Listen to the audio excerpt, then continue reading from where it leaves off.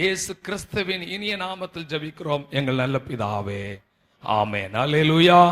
எத்தனை பேர் சந்தோஷமா இருக்கிறீங்க? அல்லேலூயா.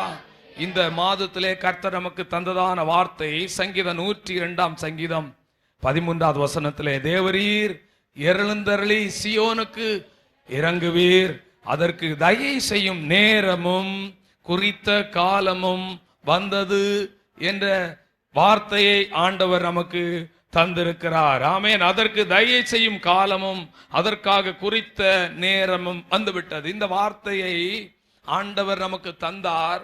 இந்த வார்த்தையை கொண்டு கழிந்த ஞாயிற்றுக்கிழமையிலே நாம் பேசினோம். அதே வாரத்திலே ஒரு 2 பேருக்கு ஆண்டவர் வேலையை கர்த்தர் கொடுத்தார். 2 பேருக்கு ஆண்டவர் ஒரு வேலையை கொடுத்தார், நல்ல வேலையை கொடுத்தார். ஒரு நபருக்கு சுகப்பிரசவத்தை ஆண்டவர் கட்டளையிட்டார்.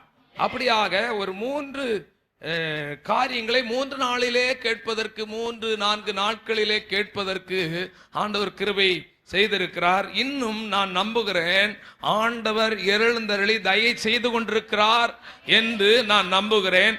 இன்னும் உங்கள் எல்லோருக்கும் தயை செய்வார் என்று நான் கிறிஸ்துவுக்குள் நம்புகிறேன். அதை நம்புகிறவங்க எல்லாம் ஒரு ஆமென் செலுத்துங்க பார்க்கலாம். நிச்சயமாய் ஆண்டவர் உங்களுக்கு நன்மை செய்யும் காலம் வந்துவிட்டது. பாருங்கள், கர்த்தருடைய பரிசுத்த நாமத்திற்கு மகிமை உண்டாகட்டும். அவருடைய காலம் வரும் பொழுது கண்டிப்பா நடக்கும். வேலை இல்லாதவங்களுக்கு டக்கு டக்கு டக்கு டக்குன்னு வேலை நடக்கும். அவருடைய காலம் சில நேரத்தில் வந்துட்டா, திருமணம் ஆகாதவங்களுக்கு கண்டிப்பா திருமணம் ஆகும். அவருடைய நேரம் காலம் வந்துட்டா, குழந்தை பாக்கியம் இல்லாதவங்களுக்கு அது கண்டிப்பா நடக்கும். ஒவ்வொன்றுக்கும் ஒரு காலம் வரும். அதற்கு ஆண்டவர் அதை நம்ம பார்த்துருக்கிறோம். ஒவ்வொரு முறையும் அப்படிதான், வேலை இல்லாம ஜெபம் பண்ணி கொண்டே இருப்பாங்க. ஏற்ற நேரம் வந்துட்டு அப்படி கண்டிப்பா யாரெல்லாம் அந்த வேலை இல்லாம ஜெபம் பண்ணி கொண்டிருக்கிறாங்களோ அவங்க எல்லாருக்கும் ஆண்டவர் செய்வதை காண முடிகிறது. அல்லேலூயா. இந்த நாட்களிலே ஆண்டவர் நல்ல வேலைகளை, நல்ல நலமான வேலைகளை ஆண்டவர் உங்களுக்கு எல்லோருக்கும் கர்த்தர் தருவார். நல்ல கரங்களை தட்டி ஆண்டவரை துதிப்போமாக. ஆமென். யோபு 42 அதிகாரம் 2வது வசனத்திலே சொல்லப்படுகிறது, தேவரீர் சகலத்தையும் செய்ய வல்லவர். தேவ பிள்ளைகள், நீங்கள் நம்ப வேண்டும், தேவரீர் சகலமும், இதுதான் அவரால் செய்ய முடியும், அதுதான் அவரால் செய்ய முடியும் அப்படிங்கிறது எந்த ஒரு காரியம் இல்லை. அவர் சகலத்தையும் செய்ய வல்லவராக இருக்கிறீர். ஆமென். 2வதாக, அவர் செய்ய நினைத்தது ஒன்றும் தடைபடாது. அதை நீங்கள் நம்ப வேண்டும். உங்க வாழ்க்கையில பல பிரயாசம் நீங்க எடுக்கலாம், பல முயற்சி எடுக்கலாம். ஆனா ஆண்டவர் உங்க வாழ்க்கையில என்ன செய்யணும்னு நினைத்திருக்கிறாரோ அதை செய்வார், தடையில்லாமல் செய்வார்.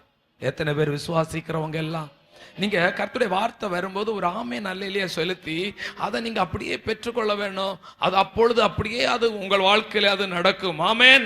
தேவரீர் சகலத்தையும் செய்ய வல்லவர். நீ செய்ய நினைத்தது ஒன்றுமே தடைபடாது. பிரசங்கி 3:11 பார்க்கிறோம். இந்த 2 வார்த்தை கூட ஆண்டவர் தந்தார். தேவன் சகலத்தையும் அதின் காலத்திலே நேர்த்தியாய் செய்கிறார். இதை நீங்க பாத்தீங்கன்னா இந்த வசனம் திருமண பத்திரிகைகளிலே மேலே எழுதியிருக்கும். அதிகமாக திருமணத்துக்கு மட்டுமல்ல, மற்ற எந்த காரியமா இருந்தாலும் தேவன் சகலத்தையும் என்று சொல்லப்பட்டிருக்கிறது. மதவசனத்துல பார்த்தோம், தேவரீர் சகலத்தையும் செய்ய வல்லவன் பார்த்தோம்.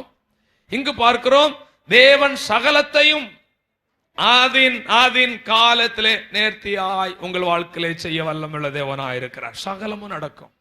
என்னென்ன காரியத்திற்காக நீங்கள் ஜெபம் பண்ணி கொண்டிருக்கிறீங்களோ அந்தந்த காரியங்களுக்கு எல்லா காரியங்களையும் ஆண்டவர் உங்கள் வாழ்க்கையில நடத்தி தர என் ஆண்டவர் வல்லமுள்ள தேவனாய் இருக்கிறீர். ஹல்லேலூயா. கரங்களை உயர்த்தி ஆண்டவரை துதிப்போமாக. கர்த்தருடைய நாமத்தை நாம் மகிமைப்படுத்துவோமாக. ஹல்லேலூயா. தேவரீர் நீர் சகலமும் செய்ய வல்லவர். தேவனே உமக்கொப்பான தேவன் யார்? தேவரீர் நீர் சகலமும் செய்ய வல்லவர். கரங்களை தட்டி, தேவனே உமக்கொப்பான தேவன் யார்? நீ செய்ய நினைத்தது நிறைவேறும், நீ செய்வதை தடுப்பவன் யார்? நீ செய்ய நினைத்தது நிறைவேறும், செய்வதை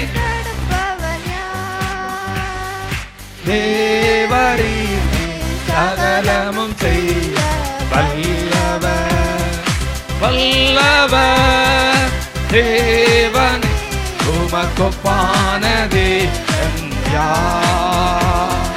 தரிசனம் தந்தவர் நீரல்லவோ, தவறாமல் நிறைவேற்றி முடிப்பீரே. சவால்கள் என்றும் ஜெயித்திடுவே, சர்வ வல்லவர் நீர்தானே. தரிசனம் தந்தவர் நீரல்லவோ,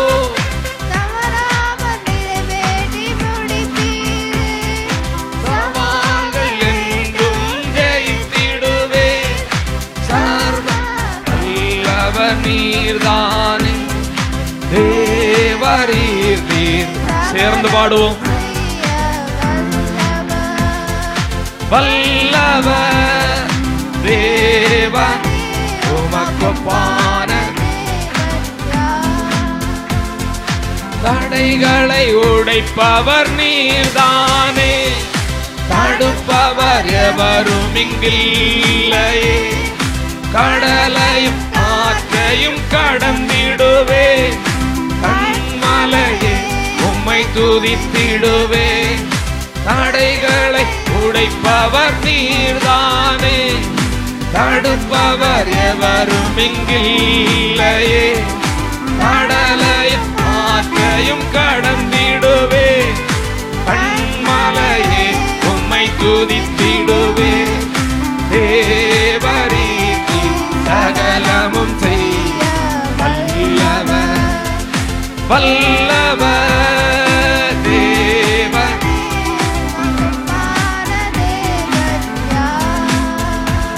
நீ செய்ய நினைத்தது நிறைவேறும், நீ செய்வதை தடுப்பவர் யார்?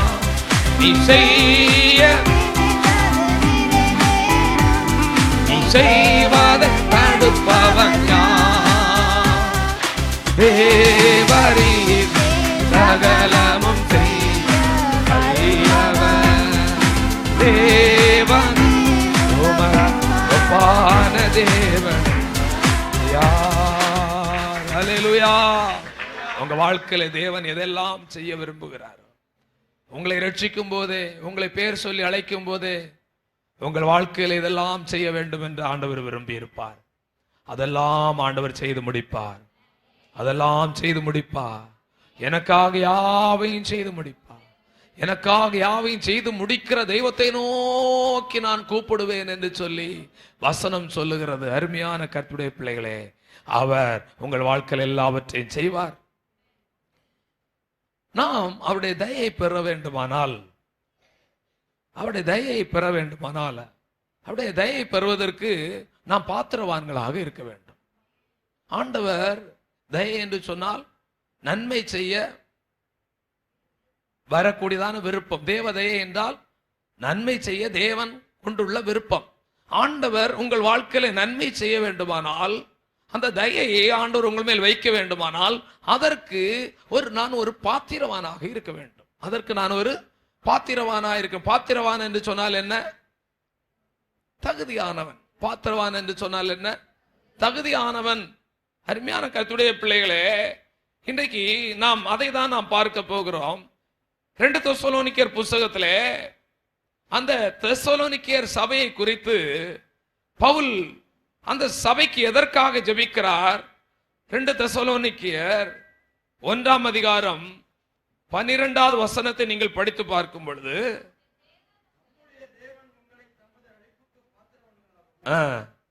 தம்முடைய அழைப்புக்கு பாத்திரவான்களாகவும்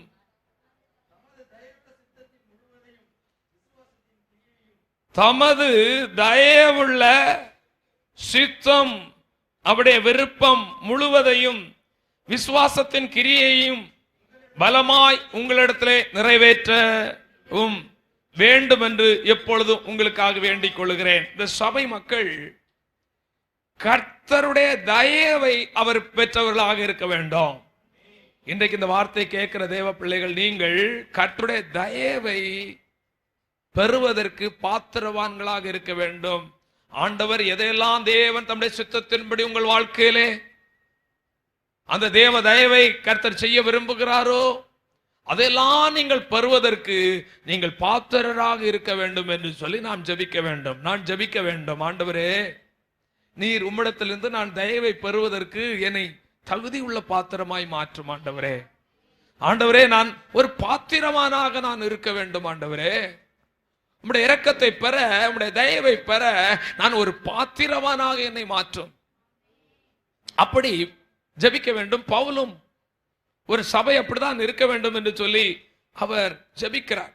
அதே கொலோசியர் புஸ்தகத்திலே 1ஆம் அதிகாரம் 10வது வசனத்தை நீங்கள் படித்து பார்க்கும்போது, சகல விதமான நற்கிரியைகளும் ஆகிய கனிகளை தந்து தேவனை அறிகிற அறிவில் விருத்தி அடைந்து கர்த்தருக்கு பிரியம் உண்டாக அவருக்கு பாத்திரராய் நடந்து கொள்ளுங்கள். ஆமேன். அவருக்கு பாத்திரராய் நாம் நடக்க வேண்டும். அவருக்கு பிரியமாக, அவருக்கு பாத்திரராய் நாம நடந்தா போதும், ஆண்டவர் தம்முடைய தயவை அதிகமாக நமக்கு தர வல்லமை உள்ள தேவனாயிருக்கு. இன்றைக்கு நாம் நல்ல ஒரு தீர்மானம் எடுக்க வேண்டும். ஆண்டவரை என்னை ஒரு பாத்திரவானாக மாற்றும். நம்முடைய தயவை நான் பெறுவதற்கு என்னை ஒரு பாத்திரவானாக நீர் மாற்றும் என்று ஆண்டவற்றை கேட்கும் போது ஆண்டவர் உங்களை தகுதிப்படுத்துவார். உங்களை ஒரு பாத்திரவானாக மாற்றுவார். ஸ்தோத்திரம். கடுகளவேனும் தகுதி இல்லாத உன்னை ஆண்டவர் ஒரு தகுதியுள்ள ஒரு பாத்திரமாக மாற்ற ஆண்டவர் வல்லமையுள்ள தேவனாக இருக்கிறார். அல்லேலூயா. இன்றைக்கு ஒரு 2 காரியத்தை குறித்து நாம் பார்க்க போகிறோம். சுருக்கமாக, யார் பாத்திரவான்களாக மாற முடியும் என்று பார்க்கும்போது, முதலாவது ஜெபிக்கிறவர்களை ஆண்டவர் பாத்திரவான்களாக பார்க்கிறார். ஆமென். உங்க வாழ்க்கையில ஒரு ஜெப ஜீவியம் இருக்குமேயானால், ஜெபம் என்றால் தேவனை சார்ந்து ஜீவிக்கிறவர்கள் தான் ஜெபிப்பார்கள். தேவனை சார்ந்து ஜீவிக்கிறவர்கள் ஜெபிப்பார்கள். அவர்களுக்கு தேவதயை உண்டாகும். தானியேலின் புத்தகத்தை நீங்க பார்க்கும் பொழுது, தானியேல் 9:23 தேவதூதன் அவரை பார்த்து என்ன சொல்லுகிறார்? நீ தானியேலே, நீ மிகவும் பிரியமானவன், எனவே உன் வேண்டுதல் கேட்கப்பட்டது என்று சொல்லுகிறார். தானியேலே, நீ மிகவும் பிரியமானவன், நீ தேவ தயவை பெறுவதற்கு நீ ஒரு பாத்திரவானாய் இருக்கிறாய். ஆமென். எனவே உன் வேண்டுதல் கேட்கப்பட்டது. தானியேலே, நீ தேவ தயவை பெற நீ பாத்திரவானாய் இருக்கிறாய், நீ அவருக்கு பிரியமானவனாய் இருக்கிறாய், எனவே உன் வேண்டுதல் கேட்கப்பட்டது. தேவ தயவை ஆண்டவர் உன்மேல் அனுப்புகிறார். அல்லேலூயா. இந்த தானியேலை குறித்து, ஏன் தானியேல் மிகவும் பிரியமானவனாகவும் தானியேலின் ஜெபத்திற்கு உடனே ஆண்டவர் பதில் வரவும், தானியேலின் மேல் ஏன் ஆண்டவர் அவ்வளவு தயவுள்ளவராய் இருந்தால் என்று பார்க்கும் பொழுது, தானியேல் 6ஆம் அதிகாரம் 10வது வசனத்தை நீங்கள் படித்து பார்க்கும் பொழுது, அங்கு படிங்கள். தானியேலோ வென்றால் அந்த பத்திரத்துக்கு கையெழுத்து வைக்கப்பட்டது என்று அறிந்த போதிலும் அவன் தன் வீட்டுக்குள்ளே போய் பலகணிகள் திறந்திருக்க தான் முன் செய்து வந்தபடி வழக்கமாக 3 நேரம் ஜெபிக்கிற பழக்கம் உள்ளவனாயிருந்தான். ஆமென். அவன் தயவை பெற காரணம் என்ன? அவன் வழக்கமாக 3 நேரமும் தினமும் ஜெபம் பண்ணான். அவனுக்கு விரோதமாக பலர் எழும்பினாங்க. அவனை பல காரியத்தில் குற்றப்படுத்தலாம் நினைச்சாங்க. எந்த ஒரு காரியத்தில் அவனை குற்றப்படுத்த முடியல. பாருங்கள், ஒரு நல்லவன் இருந்தா அவனுக்கு நிறைய சத்துருக்கள் இருப்பாங்க, எதிரிகள் இருப்பாங்க. இந்த உலகத்துல வேலை ஸ்தலத்துல இருப்பாங்க. ஆனால் அருமையான கர்த்தருடைய பிள்ளைகள், எப்படியாயிலும் இவனை கர்த்தருடைய காரியத்தில் குற்றப்படுத்தணும் அப்படின்னு தீர்மானிச்சு 30 நாள் வரைக்கும் என்ன பண்ணக்கூடாது? எந்த கடவுளையும் விண்ணப்பம் பண்ணக்கூடாது, மனுஷன் விண்ணப்பம் பண்ணக்கூடாது, ராஜாவை தவிர என்று சொல்லி ஒரு சட்டத்தை போட்டுட்டாங்க. பாருங்கள், அந்த சட்டத்தை போட்ட போதிலும் அந்த சட்டத்தை மீறி தானியேல் என்ன பண்ணினான்? ஜெபித்தான். ஏனென்றால் அவன் ஜெபிக்கிறவன், அவன் தேவனோடு தொடர்பு வைத்திருக்கிறவன், அவன் தேவனோடு உறவாடி பழக்கமுள்ளவன், அவன் ஜெபத்தின் வல்லமையும் ஜெபத்தின் மேன்மையையும் ஜெபத்தினால் வருகிற அபிஷேகத்தையும் அந்த கிருபைகளையும் தயவையும் அவன் அனுபவித்தவன். ஆமென். கர்த்தர் நல்லவர் என்பதை ருசித்து பார்த்தவன். ஜபிக்கிறவருடைய வாழ்க்கையில எவ்வளவு நன்மைகளை ஆண்டவர் செய்கிறார் என்பதை அவன் ருசித்து பார்த்தபடினால அவன் சட்டத்துக்கு மாறாக, ஆமேன், ஆண்டவர் பெரிய தேவன், நாம் அவருக்கு முன்பாக ஜபிக்க கூடாது என்று சொல்வதற்கு யார் சட்டத்தை கொண்டு வருவது? ஆண்டவர் ஆராதிக்க கூடாது என்பதற்கு எந்த ராஜா சட்டத்தை கொண்டு வர முடியும்? எந்த மனிதன் சட்டத்தை கொண்டு வர முடியும் என்று சொல்லி அவன் அந்த ஜபத்தை நிறுத்தாமல் வழக்கமான ஜபத்தை ஏறெடுத்தான். அல்லேலூயா. அருமையான கர்த்தருடைய பிள்ளைகளே, உங்கள் வாழ்க்கையிலே அந்த வழக்கமான ஜபம் இருக்கிறதா? நீங்கள் 3 நேரம் ஜபிக்காமல் இருக்கலாம், 2 நேரம் ஜபிக்கிறவர்களாய் சில நேரத்தில் இருக்கலாம். ஆனால் அந்த வழக்கமான ஒரு ஜபத்தை நீங்கள் எந்த சூழ்நிலைகளிலும் விட்டுவிடக்கூடாது. நம்முடைய ஆண்டவராக இயேசு கிறிஸ்துவை குறித்து பார்க்கும்போது வழக்கமாக அவர் ஒலிவ மலையில போய் ஜபித்தார் என்று சொல்லி நாம் பார்க்கிறோம். அப்போஸ்தலர்களை பார்க்கும்போது அவர்கள் வழக்கமாக ஆற்றங்கரையிலே போய் ஓய்வு நாள் தோறும் அவர்கள் கூடி ஜபித்தார்கள் என்று பார்க்கிறோம்.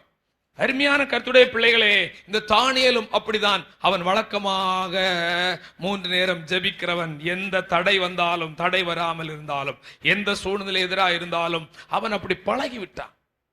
நம்முடைய வாழ்க்கையிலே அப்படிப்பட்டதான ஒரு நல்ல ஒரு பழக்கத்தை உருவாக்கி கொள்ள வேண்டும்.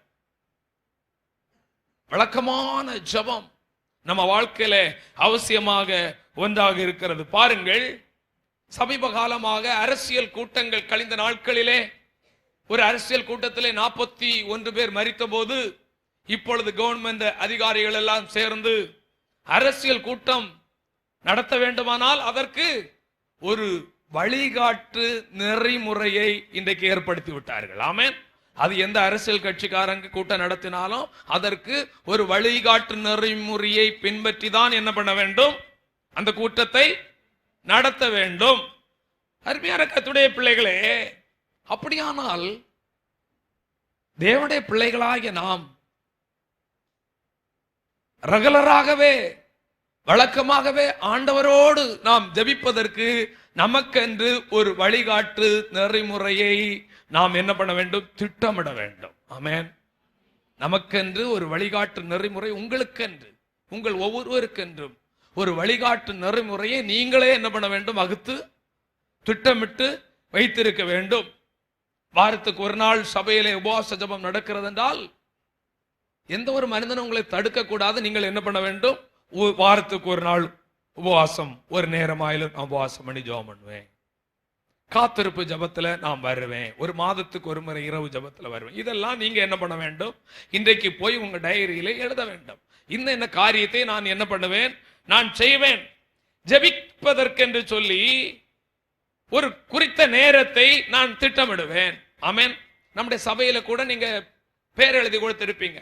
அந்த ஜெப நாளிலே நீங்கள் என்ன தடை வந்தாலும் எல்லாவற்றையும் பின்பாக வைத்துவிட்டு அந்த அந்த ஒரு வழிகாட்டு நெறிமுறையின்படி நீங்கள் என்ன பண்ண வேண்டும்? குறித்த நேரத்தில் ஜெபிக்க வேண்டும். வீட்டிலே ஜெபிப்பதற்கு ஒரு நேரம் நீங்கள் என்ன பண்ண வேண்டும்? குடும்பமாக ஜெபிப்பதற்கு தனி ஜெபங்கள் பண்ணுவதற்கு நீங்கள் என்ன பண்ண வேண்டும்? ஒரு நேரத்தை நீங்கள் திட்டமிட வேண்டும். அது மட்டுமல்ல, ஒரு குறித்த இடத்திலே நீங்கள் ஜெபிக்க வேண்டும். நமக்கு ஆண்டவர் நல்ல இடத்தை தந்திருக்கிறார். இந்த சபையில நீங்கள் என்ன பண்ண வேண்டும்? நீங்கள் வந்து ஜெபிக்கலாம். ஜெபிக்கும் போது அரை கதவை பூட்டி என்ன பண்ண வேண்டுமா? ஜெபிக்க வேண்டும் என்கிற ஒரு திட்டத்தை உண்டாக்க வேண்டும். அர்த்தம் என்னன்னா, நீ ஜெபிக்க ஆரம்பிக்கும் போது எந்த ஒரு டிஸ்டர்பன்ஸுக்கு என்ன பண்ணக்கூடாது? யாருக்கெல்லாம் போன் பண்ணணுமோ எல்லாருக்கும் போன் பண்ணி என்ன பண்ணிடணும்? முடிச்சிடணும். யாரெல்லாம் வீட்டுக்கு வர வச்சு பேசணுமோ அதுக்கு முன்னாடியே என்ன பண்ணிடணும்? அதெல்லாம் முடிச்சு விட்டுட்டு மொபைல் போனை என்ன பண்ணணும்? அந்த நேரத்தில் நீங்க பலகீனம் உள்ள ஆட்களா இருந்தா சுவிட்ச் ஆஃப் பண்ணி வைங்க. இல்லாத ஆட்களா இருந்தா சைலண்ட் போட்டு வைங்க. மேக்சிமம் சைலண்ட் போட்டு வைங்க. அதற்கு அப்புறமா நீங்க என்ன பண்ணிக்கலாம்? நீங்க ஜெப நேரத்தை முடிச்சிட்டு என்ன பண்ணலாம்? அதை நீங்கள் என்ன பண்ணலாம்? அட்டெண்ட் பண்ணலாம். அப்பொழுது அந்த உங்கள் ஜெபத்துக்கு அது தடையாக இருக்காது. தடையாக இருக்காது. பல நேரத்தில் நம்முடைய ஜெபத்தை தடையா இருப்பது என்ன தெரியுமா? நல்ல ஆவியில நிரம்பி நீங்க ஜெபம் பண்ணிட்டு இருப்பீங்க. அந்த போன் என்ன பண்ணும்? டக்கு டக்கு டக்கு டக்குன்னு அடிக்கும். உடனே பிசாசு பேசுவான், இல்ல மாம்சம் பேசும். ஏமா, இது முக்கியமான நபர்ப்பா, இது முக்கியமான நபர். யாரு முக்கியமான நபர்? போன் பேசுறவர். அப்ப நீ ஜெபம் பண்ணிட்டு இருக்கிறீ, அவரு முக்கியமான நபர் இல்ல. பிசாசு என்ன சொல்லுவான்? இவர் முக்கியமானவர், நீ அவர் முக்கியமானவர் நினைச்சிட்டு அவருக்கு போனை எடுத்துட்டா இந்த முக்கியமானவர் உன்னை விட்டு போயிருவார். எத்தனை பேருக்கு புரியுது? இந்த முக்கியமா யார் முக்கியமானவர் உங்களுக்கு? இயேசு முக்கியமானவர், மனுஷன் முக்கியமானவர்? ஏசப்பா தான் முக்கியமானவர். அப்ப நீ அவர் முக்கியமானவர் என்று சொல்லி அந்த போன் அட்டென்ட் பண்ணிட்டு ஜெபம் பண்ணலாம்னா உடனே ஆண்டவர் போயிருவார் உன்னை விட்டு. அதுக்கு பிறகு நீ அம்மி கும்மியம் மறைஞ்சாலும் என்ன பண்ண முடியாது, உன்னால ஜெபிக்க முடியாது. இது பலருடைய அனுபவம். அப்ப நீ திட்டமிடுகிற நேரத்தில் அவர் வருவார், உன்னை பார்க்க வருவார். திட்டமிடுகிற நேரத்தில் அவர் உன்னோடு இடைப்படுவார். அந்த நேரத்துக்கு கட்டுப்பட்டவர் நம்முடைய ஆண்டவர். ஸ்தோத்திரம். ஒழுங்கில்லாத ஒரு ஜபஜீவி நம்ம வாழ்க்கையில் இருக்கக்கூடாது, ஒழுங்கு உண்டாக்க வேண்டும். கர்த்தருடைய நாமத்திற்கு மகிமை உண்டாகட்டும். மொபைல்ல சைலண்ட் போடணும், அறை கதவை பூட்டணும், எந்த ஒரு தொந்தரவும் இல்லாம வீட்டுல ஜெபம் பண்ண முடியலையா? நீ இங்கே ரெகுலரா கூட வந்து ஜெபம் பண்ணுங்க, உங்களை ஏன் நாங்க கேட்க மாட்டோம், நீங்க வந்து ஜெபம் பண்ணுங்கன்னு தான் உங்களை என்கரேஜ் பண்றோம். ஆமென், அல்லேலூயா, ஸ்தோத்திரம். சகோதரர்களுக்கு எல்லாம் பைக்கை நல்லா கொடுத்திருக்கிறார். எதுக்கு பைக்கை தந்தாரு? வேலைக்கு போயிட்டு பணத்தை சம்பாதிக்கிறதுக்கு மட்டுமா? நீ பைக்கை எடுத்துட்டு என்ன பண்ணணும்? சர்ச்சுக்கு வரணும், 1 மணி நேரம் உட்காந்து ஜெபம் பண்ணிட்டு போகணும். காரை எதுக்கு தந்தாரு? 2 பேரை கூட்டிட்டு வரணும் சர்ச்சுக்கு. அல்லேலூயா, ஸ்தோத்திரம். ஆமா, நம்மளுக்கு தந்த வாகனத்துல எல்லாரையும் நம்ம சபையில் உள்ள நேற்றை கூட மிஷன் கன்வென்ஷனுக்கு போகும்போது பிள்ளைகள் அநேகரை என்ன பண்ணோம், அதில் அழைத்து கொண்டு போவதான் ஆண்டவர் என்ன பண்ணார், அந்த வாகனங்களை ஆண்டவர் நமக்கு தந்திருக்கிறார். கர்த்தருடைய நாமத்தின் மகிமைக்காக நாம் அதை செய்கிறவர்களாக நாம் இருக்கு. அப்போ நம்முடைய வாழ்க்கையில கர்த்தருடைய பிள்ளைகளே, ஜெபத்திற்கென்று ஒரு வழிகாட்டு நெறிமுறைகளை நீங்கள் பின்பற்ற வேண்டும், அதை வகுக்க வேண்டும், அதை நீங்கள் கடைபிடிக்க வேண்டும். அப்பொழுது நீங்களும் ஒரு ஆண்டவருக்கு தயவை பெற நீங்கள் பாத்திரவான்களாக இருக்க வேண்டும். தானியேல் வழக்கமாக ஜெபிக்கிறான், ஆனால் அவனுக்கு விரோதமாக ஒரு கூட்டம் என்ன பண்ணுது, திட்டம் போடுது. சில நேரத்துல ஜெபிக்கிறவருடைய வாழ்க்கையிலும் ஆண்டவர் எப்படி இருப்பாரு? சைலண்டா இருப்பார். மொபைல் போன் சைலண்டா தான் இருக்கும். அது அடிக்கும் போது எப்படி இருக்கு? டபால் டிபால் அடிக்குதா சவுண்டு? அதே போல ஆண்டவர் சில நேரத்தில் உங்க வாழ்க்கையில ஜெபிக்கிறவருடைய வாழ்க்கையில கூட சைலண்டா இருப்பார். நீங்க பயந்துடக்கூடாது, ஆண்டவர் என்னோட போயிட்டார், இல்ல, உங்களோட தான் இருக்கிறார், ஜெபிக்கிற மக்களோடு தான் இருக்கிறார். இதுக்கெல்லாம் ஒரு ஆமேன் எப்படி வரணும் தெரியுமாங்க? சொல்லாமலே நீங்களே என்ன பண்ணிருங்க, ஒரு ஆமேன் சொல்ல அல்லேலியா சொல்லுன்னு சொல்லவே கூடாது. நீங்களே ஆமேன் சொல்லிட்டு முடிச்சிடணும். எங்களை ஆமேன் அல்லேலியா சொல்ல என்ன பண்ணக்கூடாது, விடக்கூடாது. ஒரு ஆமேன் நீங்க சொல்றா முடிஞ்சு போச்சு கதை. கரங்களை உயர்த்தி ஆண்டவரை துதிப்போம். அல்லேலூயா. பாருங்கள், அவனுக்கு விரோதமாக ஆலோசனை பண்றாங்க. தானியேலுக்கு ஜெபிக்கிற தானியேலுக்கு எதிராக நூற்றுக்கணக்கான மக்கள் கூடிட்டாங்க. உங்களுக்கு விரோதமாக 1000 பேர் கூடி வந்தாலும் அவங்க ஆலோசனை பண்ணலாம், ஆண்டவர் சைலண்டா இருப்பார். ஏன்னா ஆண்டவர் உங்க வாழ்க்கையில யார் என்பதை அவர்கள் காணும்படியாக நிரூபிக்க போகிறார். அதற்காக தான் சைலண்டா இருக்கிறார். அப்புறம் என்ன பண்றாங்க, அவனுக்காகவே ஒரு சட்டத்தை போடுறான். ஒரு மனுஷனை இன்னைக்கு மதமாற்ற தடை சட்டத்தை போடுறாங்க. எதனால அந்த மதமாற்ற தடை சட்டத்தை? கிறிஸ்தவங்களை ஒடுக்க வேண்டும் என்பதற்காகவே அதை என்ன பண்றாங்க, அந்த சட்டத்தை ஒரு ஒரு ஒரு ஒரு ஒரு ஒரு கூட்டத்தாரை எப்படியாயிலும் அந்த சட்டத்திலே மாட்டி அவங்கள சிறையில தள்ளணும், சிங்க கபில தள்ளணுங்கிறதுக்காக என்ன பண்றாங்க, இந்த சட்டங்களை எல்லாம் என்ன பண்றாங்க, ஒரு மனுஷனை எப்படியாலும் மாற்றணுங்கிறதுக்காக தான் இன்னைக்கு நிறைய சட்டங்கள் இன்றைக்கு தேசங்களில் ஏற்றப்பட்டு கொண்டு வருகிறது. கர்த்தருடைய நாமத்திற்கு மகிமை உண்டாவதாக. தானியேலுக்கு எதிராக ஒரு சட்டமே, அவனுக்காகவே ஒரு சட்டம். யாராலும் மீறி செய்தா எங்க தூக்கி போடணும், சிங்க கபில. சட்டம் போடும்போது ஆண்டவர் சைலண்டா இருக்கிறார். சட்டம் போட்டாச்சு, இவன் வழக்கமா ஜெபம் பண்ணிட்டு இருக்கிறான். மற்றவங்க பார்த்து ராஜாவிட்ட சொல்றாங்க, ராஜாவே இப்படி சட்டம், தேசத்துல சட்டம் இருக்கும்போது இவன் என்ன பண்றான், அவங்க தெய்வத்தை பார்த்து ஆராய்ச்சி கொண்டிருக்கிறான்னு சொல்லி அவனை தூக்கிட்டு என்ன பண்ணாங்க, சிங்க கபில போடுறாங்க. தூக்கிட்டு போகாம ஆண்டவர் தடை பண்ணி இருக்கலாமா? முடியும். ஆனா அப்படி செய்யல. என்ன பண்ணார் ஆண்டவர்? அப்பமும் அனுமதிச்சார். கடைசி நேரம், இக்கட்டான நேரம் வருகிறது. எல்லாம் நினைச்சிட்டாங்க தானியேல நம்ம ஜெயித்துட்டோம், ஜெபிக்கிற மனுஷனை ஜெயித்தாச்சு, சிங்க கவி வரைக்கும் போயாச்சு. இவன் எப்படி தப்ப போறான்? இவன் இருதயத்துல பயங்கர சந்தோஷம், இருதயத்துல எல்லாம் பயங்கர மகிழ்ச்சி. தானியேலுடைய கதை முடிஞ்சிச்சு, தானியேலுடைய கதை முடிஞ்சிச்சு. ஆனா தானியேல் சிங்கக்கபிக்கு போறதுக்கு முன்னாடி ஆண்டவர் அங்க போயிட்டார். ஆண்டவர் சிங்கக்கபில இருக்கிறது இவனுக்கு யாருக்கும் தெரியல. அவர் சிங்கக்கபி கீழே இருக்கிறது, அது ஆண்டவர் அங்கு அண்டர் கிரவுண்ட்ல அங்க போய் அந்த சிங்கக்கபியில போய் சைலண்டா வேலையை பார்க்கிறாரு.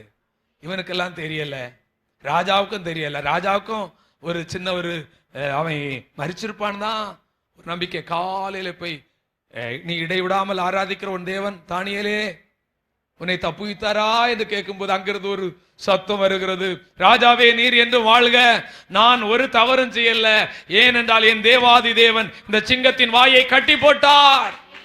அருமையான கர்த்தருடைய பிள்ளைகளை, கடைசி நேரம் ஆண்டவர் கைவிடவே மாட்டார். ஜெபிக்கிற பிள்ளைகளை, தேவனை சார்ந்து வாழுகிற பிள்ளைகளை, தேவனை நம்பினவர்கள் தான் ஜெபிப்பார்கள்.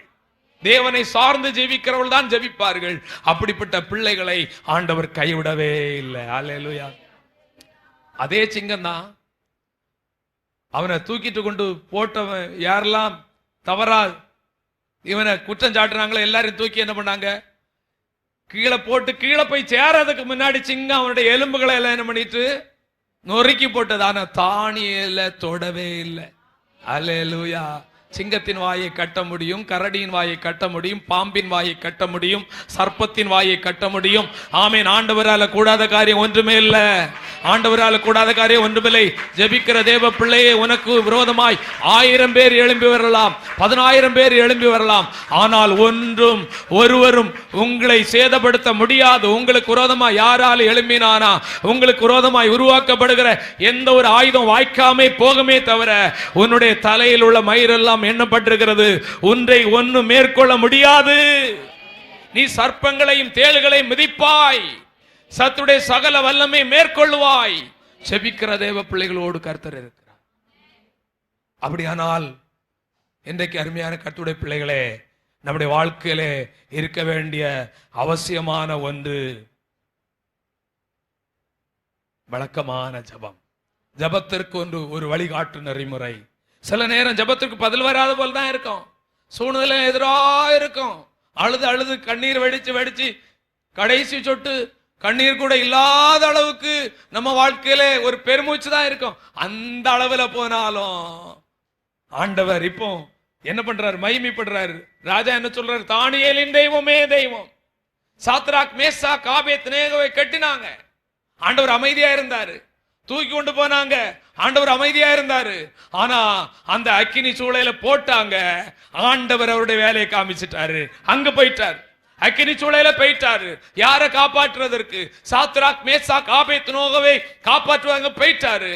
ராஜா பார்க்கிறாரு, 3 பேர் அல்லவா உள்ள தூக்கி போட்டோம், இன்னும் ஒருவர் அங்கு சுற்றி கொண்டு வருகிறாரு, அவர் தேவபுத்திரனை போல இருக்கிறது என்று சொல்லி அங்கும் கர்த்தருடைய நாமம் மகிமைப்படுகிறது. உங்கள் மூலம் கர்த்தருடைய நாமம் மகிமைப்பட போகிறது. உங்களுக்கு ஆண்டவர் தயை செய்கிற காரியத்தின் நிமித்தமாய் ஆமென் கர்த்தருடைய நாமம் மகிமைப்பட போகிறது. அருமையான கர்த்தருடைய பிள்ளைகளே, அங்கும் ராஜா சொல்லுகிறார், சாத்ராக் மேசாக் ஆபேத்நேகோவின் தேவனே தேவன்.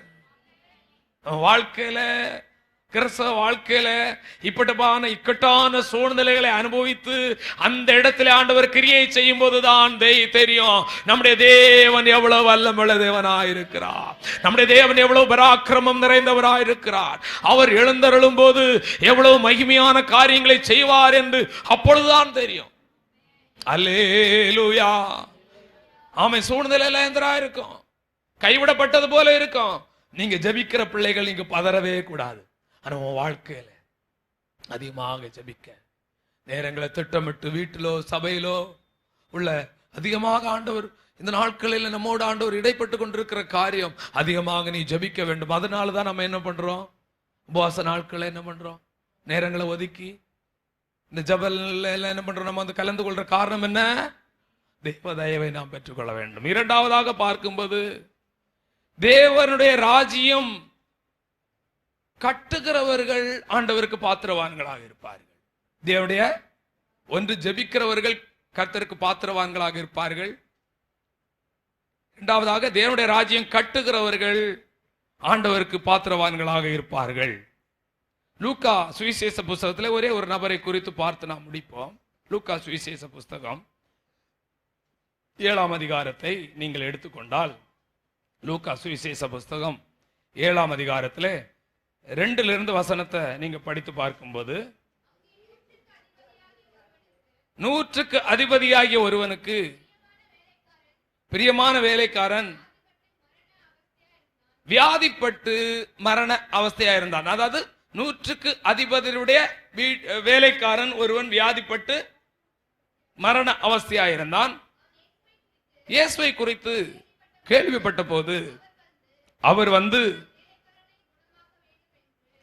வந்து வேலைக்காரனை குணமாக்க வேண்டும் என்று அவரை வேண்டிக் கொள்ளும்படி இன்னொருவற்றை சொல்லி அனுப்புறார். யூதருடைய மூப்பரிடத்துல சொல்லி அனுப்புறார். அவர் நேரடியா போய் ஜெபிக்கல, சொல்லி அனுப்புகிறார். அவர்கள் இயேசுவிடத்துல வர்றாங்க. வந்து என்ன சொல்லி இருப்பாங்க? கருத்தா வேண்டிக் கொண்டாங்க. கருத்தா வேண்டிக் கொண்டு அவன் கருத்தாய் வேண்டிக் கொண்டு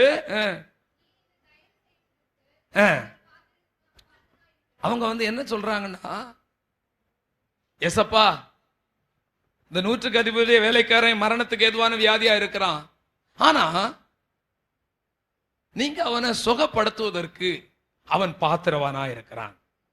அவனை இந்த மரணத்திலிருந்து, மரண கட்டிலிருந்து அவனை விடுவிப்பதற்கு அவன் தகுதியானவன் என்று சொல்லுகிறார். தகுதியானவன் என்று சொல்லுகிறார். அடுத்த வசனத்தை நீங்கள் படித்து பார்க்கும் பொழுது, அவன் என்ன தகுதி, அவன் என்ன தகுதியை கீழே சொல்றாரு, அத ஆண்டவர்கிட்ட சொல்றாங்க. அவன் நம்முடைய ஜனத்தை நேசிக்கிறான். போதும், அவன் நம்முடைய ஜனத்தை நேசிக்கிறான். தேவ ஜனங்களை நேசிக்கிறவன், தேவ ஊழியக்காரர்களை நேசிக்கிறவன் தயவுள்ளவன். தயவுள்ளவனுக்கு நீர் தயவுள்ளவராக இருக்கிறீர். அப்ப சபையை நேசிக்கிறவன், சபை விசுவாசிகளை நேசிக்கிறவன், சபையுடைய ஊழியக்காரருடைய குடும்பங்களை அவன் நேசிக்கிறவன் என்று இங்கு ஒரு காரியம் சொல்லப்பட்டிருக்கிறது. அல்லேலூயா. நேசிக்கிறவன். இந்த உலகத்துல ஆண்டவர் சொன்னார், காண்கிற சகோதரத்தில் அன்பு கூறாமல் காணாத தேவனிடத்திலே அன்பு கூறவே முடியாது என்று சொன்னார்.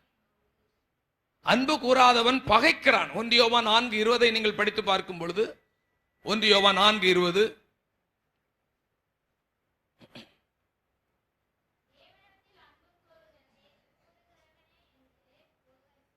நல்ல படிங்க.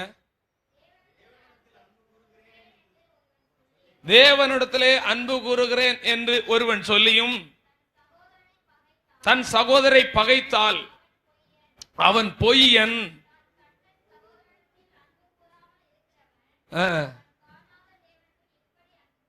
கண்ட சகோதரனிடத்தில் அன்பு கூறாதவன் காணாத தேவனிடத்துல,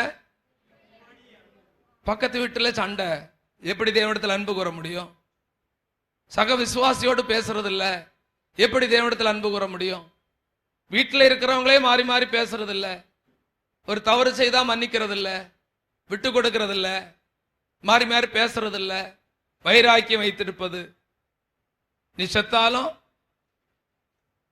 என் வீட்டுக்கு நீ வரவே கூடாது, நான் செத்தாலும் என் பாடியில நீ என்ன பண்ணாத, முழிக்காத. வைராக்கியம். சில ஆட்கள் பேச மாட்டான், உள்ளத்துல வைராக்கியமே வச்சிருப்பான். உள்ளத்துல வைராக்கியம் சொல்லப்பட்டிருக்கிறது. பகை எண்ணம், இது பகை, பகை என்றாலே பிசாசு கொண்டு வர்றது. எங்க சண்டை இருக்கிறது அங்க யாரால வருது? ஆண்டவரால் சண்டை வருமா? உங்க வீட்டுல சண்டை வருதுன்னா அது காரணம் யாரு? நீங்கள் அறியாத ஒருவன் அங்கு இருக்கிறான். யாரு? நீங்கள் அறியாத ஒருவன் இருக்கிறான். உனக்குள்ளாக பகைக்கிற ஆவி இருக்கு அப்படின்னா, யார் பார்த்தாலும் சண்டை போட்டு பகைக்கிற ஒரு ஆவி உனக்குள்ள இருந்தா, உனக்குள்ள யார் இருக்கா? யார் இருக்கா? எத்தனை பேருக்குள்ள பிசாசு இருக்கிறான்? இருக்கிறானா? யார பார்த்தாலும் சண்டை போட்டு மூஞ்ச காட்டி கோவிச்சுக்கிறீங்களா? அப்போ உங்களுக்குள்ள என்ன யார் இருக்கா? பிசாசு இருக்கிறா, ஆவியானவர் இல்லை. அருமையான கர்த்தருடைய பிள்ளை, பகை என்பது பிசாசுக்குரியது. ஆமென். பாருங்கள், இந்த பகையை உண்டாக்கணும். மனுஷனுக்கும் ஆண்டவருக்கும் பகை, மனிதனுக்கும் வீட்டுக்கும் பகை, பக்கத்து வீட்டுக்கும் இன்னொரு பக்கத்து வீட்டுக்கும் பகை, வேலை செய்கிற ஒரு சக தொழிலாளிக்கும் இன்னொரு தொழிலாளிக்கும் பகை. இப்படியாக பகை உண்டாக்குவது அவனுடைய வேலை. மனுஷன் தேவன் ஒரு காலத்துல நல்ல உறவுல இருந்தாங்க. ஆதாமும் ஏவாளும் நல்ல உறவுல இருந்தாங்க. இது யாருக்கு பிடிக்கல? பிசாசுக்கு பிடிக்கல. பிசாசு வந்து என்ன பண்ணிட்டான்? கலகத்தை உண்டாக்கி பகையை உண்டாக்கிட்டான். யாருக்கெல்லாம் பகையை உண்டாக்கிட்டான்? இவங்க கீழ்ப்படியாம போன போது மனுஷனுக்கும் தெய்வத்திற்கும் என்ன உண்டாயிட்டு? பகையை உண்டாக்குறது யாரு? அப்போ ஆண்டவரா? அப்ப அந்த பகை வந்துச்சு. ஆனா அந்த பகையா மனுஷனுக்கும் தெய்வத்திற்கும் ஒரு பகை இருக்கக்கூடாது. இந்த பகையை தீர்த்து வைக்க தான் யார் வந்தது? நம்முடைய ஆண்டவராகிய இயேசு கிறிஸ்து இந்த உலகத்திலே வந்தார். எபேசியர் புத்தகத்திலே 2ஆம் அதிகாரம், எபேசியர் 2ஆம் அதிகாரம் 14 16 வரைக்கும் வசனத்தை படித்து பார்க்கும் பொழுது, எப்படி எனில் நம்முடைய சமாதான பிரபுவாக யார் வந்தது இந்த உலகத்திலே? நம்முடைய ஆண்டவராக இயேசு கிறிஸ்து வந்தார். நம்முடைய சமாதான காரணராகி இரு திறத்தாரையும் ஒன்றாக்கி, படிங்க, பகையாக நின்ற பிரிவினையாகிய நடுச்சுவரை, பகையை தகர்த்துட்டார். மனிதனுக்கும் தெய்வத்திற்கும் இடையில இருந்ததான பகையை தகர்த்து சட்டத்திட்டங்களாகிய நியாய பிரமாணத்தை தம்முடைய மாம்சத்தினாலே ஒழித்து இருதிறத்தாரையும் தமக்குள்ளாக சிருஷ்டித்து சமாதானம் பண்ணி, பகையை என்ன பண்ணிட்டாரு? 2000 ஆண்டுகளுக்கு முன்பு பகையை சிலுவையில கொன்னுட்டார். மனுஷனும் பகை இருக்கக்கூடாது, மனுஷனுக்கும் தெய்வத்திற்கும் பகை இருக்கக்கூடாது என்று சொல்லி அந்த பகையை கொன்னுட்டார். பகைக்கு ஜீவனை இல்லை. ஒரு காலத்துல பகைக்கு ஜீவன் இருந்தது. ரட்சிக்கப்பட்டதுக்கு முன்னாடி யாரையும் வேணாலும் நம்ம பகைச்சிருக்கலாம். ஆனா ரட்சிக்கப்பட்ட பின்பு இயேசு இந்த சிலுவை வெளிப்படுகிறபடினாலே அந்த பகையை கொன்னுட்டார். அப்ப நம்ம வாழ்க்கையிலும் பகையை என்ன பண்ணிடணும்? கொன்றணும். சிலுவையில் கொண்டு அதனாலே இரு தரத்தாரையும் ஒரே சரீரமாக தேவனுக்கு ஒப்புரவாக்கினார். ஒரு ஒப்புரவாக்குதலின் ஊழியத்தை செய்யும்படியாக நம்முடைய ஆண்டவர் இந்த உலகத்தில் வந்தார். அப்ப நாமும் கூட ஒரு இடத்துல பகை இருந்தா நம்ம என்ன பண்ணணும்? இன்னும் கொஞ்சம் பகை கட்டுன்னு எதாயாலும் பேசிட்டு இருக்க கூடாது. என்ன பண்ணணும்? அங்க என்ன அவங்க ஒப்புரவாகிறதுக்கு என்ன செய்யணுமோ அதை நீங்க செய்தா நீங்க தேவனுடைய பிள்ளைகளாக இருப்பீங்க. கரங்களை உயர்த்தி ஆண்டவரை துதிப்போமாக. வசனம் சொல்லுது, தன் சகோதரனை பகைக்கிறவன் இருளில் இருக்கிறான்.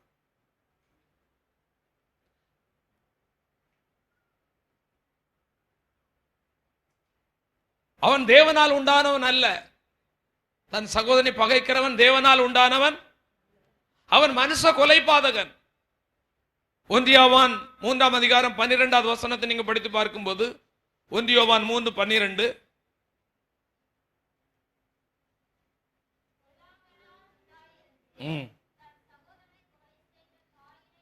பாருங்கள். ஒரு காலத்துல காயின் நல்லவன் தான், ஆபேல் நல்லவனா இருந்தான். அவன் ஆண்டவருக்கு முன்பாக முதற் பலனை கொடுத்தான். காணிக்கை கொடுக்கும்போது எப்படி கொடுத்தான்? முதற் பலனை நல்ல கொழுமையானதை கொடுத்தான். அது யாருக்கு எரிச்சலா இருந்துச்சு? காயினுக்கு எரிச்சலா இருந்தாதான் சொல்லப்படுகிற பொல்லாங்கனால் உண்டாயிருந்து. அப்போ நம்ம பொல்லாங்கனால் உண்டாயிருந்தாதான் நம்ம மற்றவங்களை பகைப்போம். இந்த காயின் யாரால உண்டானானா? பொல்லாங்கனால் உண்டாயிருந்து தன் சகோதரனை கொலை செய்த காயினை போல நீங்க இருக்காதுங்க அப்படின்ற. நம்ம யாரால உண்டானவங்க? இயேசுவால உண்டானவங்க. அது தெரியாதா? இயேசுவால உண்டானவங்க. காயினை போல இருக்காதுங்கப்பா. சொந்த சகோதரனை பகைச்சி கொலை பண்ணிட்டான்.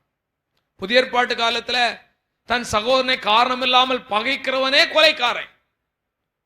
நம்ம யாரையும் போய் கொலை செய்ய வேண்டாம். கத்தி எடுத்துட்டு ஒரு காரணம் இல்லாம யாரையாலும் பகைச்சிட்டா நம்ம என்ன பண்ணிடுறோம்? அங்க கொலைக்காரங்களாக என்ன பண்ணிடுறோம்? இங்க எத்தனை கொலைக்காரங்க இருக்கிறீங்க? யாராலும் கொலைக்காரங்க இருக்கிறீங்களா? மனம் வருந்தி என்ன பண்ணுங்க? பார்த்தா ஒரு மாதிரியே முழிச்சிட்டு இருக்கிறது பார்த்தா எல்லாம் கொலைகார தான் போல இருக்கு. முழிப்பு அப்படிதான் இருக்கு. அதுக்கெல்லாம் அல்லேலியா வேண்டாம். கொலைகாரனுக்கு அல்லேலியா, அல்லேலியா. எதுக்கெல்லாம் அல்லேலியா சொல்லணும்? ஆமென். முழிச்சிட்டு இருக்கிறது பார்த்தா அங்க யோசனை நடக்குது. ஆமா, நான் இந்த நபர் எல்லாம் பகைச்சிருக்கிறேன். இவர் இன்னைக்கு கரெக்டா பேசுறாரு. இன்னைக்கு காலையில் கூட யாரையோ பகைச்சிட்டு தான் நான் வந்தேன். அல்லேலுயா. பகை பிசாசுடைய குணம். ஒப்புரவாகுதல். சிலர் வைராக்கியமா இருப்பாங்க, பேசவே மாட்டேன். உங்க வீட்டில் உள்ளவங்கள்ட்ட யாராலும் பேசாம இருக்கிறீங்களா? யாராலும் ஆண்டவர் பார்க்கிறார். இன்னைக்கு என்ன பண்ணிடணும்? செய்தி முடிச்சு போய் ஒரு போன் கால் பண்ணி, ஆண்டவர் என்ன சொன்னார்? கூடுமானால் யாவரோடும், புருஷனோடு, மனைவியோடு, பிள்ளைகளோடு, சகோதரிகளோடு, சகோதரனோடு சமாதானமாயிரு. கூடுமானால் முடிஞ்ச அளவு முயற்சி பண்ணு. சில ஆள்கிட்ட சமாதானமா இருக்க முடியாது. அது என்னதான் சமாதானத்துக்கு வந்தாலும் அது பழைய கதையை ஓட்டிட்டு வரும். அதை விட்டு ஒதுக்கிடு. முடிஞ்ச ஆளால் கூடுமானால் யாவரோடு என்ன பண்ணுங்க? சமாதானமா இருங்க. மனுஷ கொலைபாதகனா இருக்கக்கூடாது. அப்போ இந்த நபரை குறித்து பார்க்கும் பொழுது தேவ ஜனங்களை நேசிக்கிற நபராயிருந்தான் என்று நாம் பார்க்கிறோம். அவன் தான் பாத்திரவான். தேவ ஜனங்களை நேசிக்கிறவன் தான் ஆண்டவருடைய தயவை பெற பாத்திரவான். பாருங்கள், இந்த பரிசுத்த ஆவியானவர் பகையின் ஆவியானவர் அல்ல. இந்த ஆவியானவர் எப்படிப்பட்டவர் என்றால், ரோமர் 5:5 நீங்கள் படித்து பார்க்கும்போது, அவர் அன்பின் ஆவியானவர். தேவ ஆவி உங்கள் மேல் ஊற்றப்படும் போது தேவ அன்பும் ஊற்றப்படுகிறது. தேவ அன்பு ஊற்றப்படுகிறது. அப்போ பரிசுத்த ஆவியை நீங்க பெற்றுட்டீங்கன்னா அதுக்கு முன்னாடி நீங்க யாரையும் பகைச்சிருக்கலாம். இந்த பரிசுத்த ஆவியானவர் உங்களுக்குள்ள வந்துட்டார்னா அந்த பகையெல்லாம், பகைங்கிறது ஆண்டவருக்கு பிடிக்காது. ஆமென். அவர் யாரையும் பகைக்க மாட்டார். கூடுமானால் பேசி சமாதானமா இருக்கணும். மாமியாற்ற யாராலும் பேசாம இருக்கிறீங்களா? நாத்தனாற்ற யாராலும் பேசாம இருக்கிறீங்களா? அது என்ன எவ்வளவு நாரா உரிச்சு தெரியுமா? அதனால தான் நான் பேசாம இருக்கிறேன். அப்படி எல்லாம் யாரும் சொல்றீங்களா? அல்லேலூயா. எல்லாத்தையும் பேசணும். ஆமென். என்ன பண்ணணும்? ஆமா, தோத்திரம். இந்த ஆண்டவர் நமக்குள்ள வந்துட்டார்னா தேவ அன்பு நம்முடைய உள்ளத்துல ஊற்றப்படும்.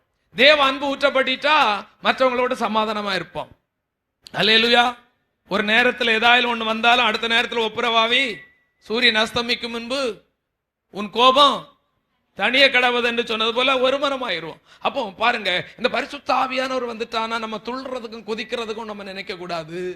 இந்த பரிசுத்த ஆவியானவர் வந்துட்டானா நம்மை அன்புள்ளவளாய் மாற்ற. தேவன் அன்பா இருக்கிறார். அப்படியானால் தேவ ஆவியானவர் அன்பு இல்லாம இருக்கிறாரா? தேவ ஆவியானவர் அன்பா இருக்கிறார். எதற்காக இந்த ஆவியானவர் நமக்கு வந்திருக்கிறார்? நாம் அன்பினால் நிரப்பப்படும்படியாக. என்னை கண்டவன் பிதாவை கண்டான் என்று ஆண்டவர் சொன்னாரே, நம்மை கண்டவர் நம்முடைய அன்பினாலே இயேசுவை காண வேண்டும். இயேசு அன்பாகவே இருக்கிறார். தேவ பிள்ளைகளாகிய நாமும் அன்புள்ளவர்களாக இருக்க வேண்டும். அன்புள்ளவர்களாக இருக்க வேண்டும். 1 யோவான் 3:17 நீங்கள் படித்து பார்க்கும்போது, 1 யோவான் 3ஆம் அதிகாரம் 17வது வசனம். அல்லேலூயா. ஒருவன் இவ்வுலக ஆஸ்தி உடையவனாய் இருந்து தன் சகோதரனுக்கு குறைச்சல் உண்டு என்று கண்டு தன் இருதயத்தை அவனுக்கு அடைத்துக் கொண்டால் அவனுக்குள்ள தேவ அன்பு.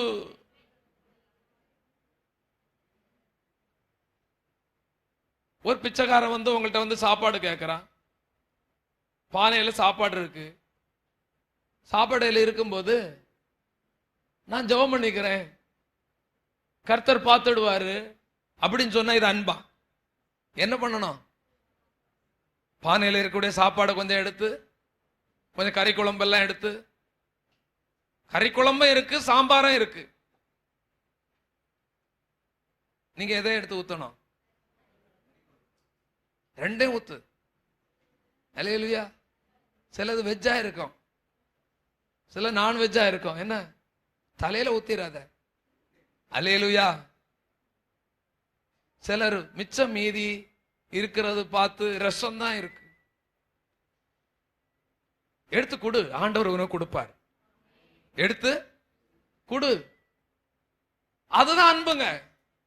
அந்த அன்பு நம்ம வாழ்க்கையில இல்லைன்னா கொஞ்சமாயிலும் ஒரு அந்த இறக்க குணம் நமக்குள்ள இல்லைன்னா, நமக்குள்ள தயவுள்ளவனுக்கு அவர் தயவுள்ளவனா இருக்கிறார். அப்ப நமக்குள்ள அந்த தயவு இல்லைன்னா ஆண்டவர் எப்படி நமக்கு தயவுள்ளவராக இருக்க முடியும்? அல்லேலூயா. வாரி இறத்தான், ஏழைகளுக்கு கொடுத்தான், நம்முடைய நீதி என்னைக்கு நிற்கும். இறைக்கிற கிணறு என்ன ஆகும்? சுரக்கும். ஒரு நாளும் வற்றி போகாத நீரூற்றா மாறும். அது ஆண்டவர் ஆசீர்வதிப்பார். அல்லேலூயா, ஆமென். இரண்டாவதாக அந்த வசனத்தை படியுங்கள். இரண்டாவதாக லூக்கா 7ஆம் அதிகாரம் 6வது வசனம். அவன் நம்முடைய ஜனங்களுக்காக நமக்காக ஒரு ஜெபாலயத்தையும் கட்டினான். இருக்குதா இல்லையா உங்களுக்கு? நானே படிச்சிடட்டுங்களா? சரி, அப்ப நீங்க படிக்கல அப்படி நீங்க சொன்னீங்கன்னா நானே என்ன பண்ணிடுறேன், படிச்சுட்டு நானே என்ன பண்ணிடுறேன், முடிச்சிடறேன். எடுத்து டக்குன்னு படிக்கணும். சரிங்களா? சரியா? சரியாம்மா? சரின்னு சொல்றவங்க எல்லாம், படிப்பேன்னு சொல்றவங்க எல்லாம் யாருக்கு பயப்படுறீங்க அம்மா? நல்லா படிக்கணும் பைபிளை. என்ன நல்லா ஸ்ட்ராங்கா படிக்கணும். சரியா? வெக்கப்படக்கூடாது. சரியா? வசனத்தை படிக்க வெக்கப்படக்கூடாது. எடுத்து டக்கு டக்குன்னு படிச்சிடணும். கர்த்தருடைய நாமத்திற்கு மகிமை உண்டாகட்டும். அந்த வசனத்தை மறுபடியும் படிங்க.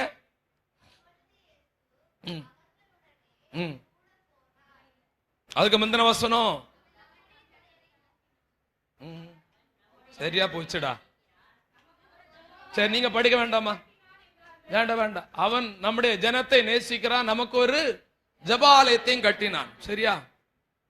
ஜெபாலயத்தையும் கட்டினான். நீங்க கவனிக்கணும்,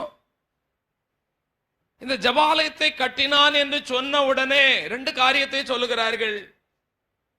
இவன் நம்முடைய ஜனங்களை நேசிக்கிறான். இரண்டாவதாக ஜெபாலயத்தை கட்டினான் என்று சொன்ன உடனே ஆண்டவர் அதை கேள்விப்பட்ட உடனே என்ன பண்ணிட்டாரு? அவன் வீட்டுக்கு போயிட்டார். எத்தனை பேருடைய வீட்டுக்கு ஆண்டவர் வர விரும்புகிறீங்க? அவனை குணப்படுத்த போயிட்டார். அவருடைய ஜெபத்தை கேட்க போயிட்டார். உங்க வாழ்க்கையிலும் கூட நாமும் ஜனங்களை நேசிக்கிறவர்களாகவும் கர்த்தருடைய ராஜ்யத்தை கட்டுகிறவர்களாக நாம் மாறும் பொழுது ஆண்டவர் உடனே போயிட்டார். இவன் பாத்திரவான் என்று சொன்ன உடனே ஆண்டவர் போய் அந்த வீட்டில் போறதுக்கு முன்னாடியே ஆண்டவர் என்ன பண்ணிட்டார்? அந்த வீட்டுக்கு அந்த வேலைக்காரனுக்கு சுகத்தை கொடுத்தார். ஆண்டவர் கவனிக்கணும், ஆண்டவர் உங்கள் ஜெப விண்ணப்பத்தை ஆண்டவர் கேட்பார். எத்தனை பேர் விசுவாசிக்கிறீங்க?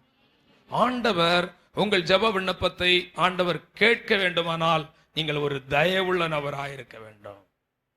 கர்த்தருடைய நாமத்திற்கு மகிமை உண்டாகட்டும். ஜெபாலயத்தை கட்டினார் என்று கேட்டவுடனே வீட்டை கட்டினார் என்றால் போயிருப்பாரா? இல்ல, போயிருக்க மாட்டார். நமக்கு ஒரு ஜெபாலயத்தை கட்டினார் என்று சொன்ன உடனே அவர் போய் அவனுக்கு தயவு செய்ய புறப்பட்டார். கர்த்தரின் ஆலயம் கட்டுவது என்றால் என்ன? ஜெபத்தினால் கர்த்தருடைய ஆலயத்தை கட்ட வேண்டும். பொருட்கள் உதவினால் கர்த்தருடைய ஆலயத்தை கட்ட வேண்டும். சரீர உழைப்பினால் கர்த்தருடைய ஆலயத்தை கட்ட வேண்டும். உதாரத்துவமான பண உதவிகளினால் கர்த்தருடைய ஆலயத்தை கட்ட வேண்டும். அல்லேலூயா. அவன் ஒருவனே ஒரு ஆலயத்தை கட்டி கொடுத்தான். பாருங்கள், ஆலயத்தை கட்ட எல்லாராலும் முடியாது. தேவனையும் தேவ ஜனங்களையும் அளவுக்கு அதிகமாக நேசிக்கிறவர்களால் தான் என்ன பண்ண முடியும்? இதை செய்ய முடியுமே தவிர எல்லாராலும் அதை என்ன பண்ண முடியாது, செய்ய முடியாது. தாவீதை குறித்து பார்க்கும்போது 1 நாளாகமும் கடைசியாக இந்த வசனத்தை படிக்கிறேன். 1 நாளாகமும் 29ஆம் அதிகாரம் 3வது வசனத்தை படியுங்கள்.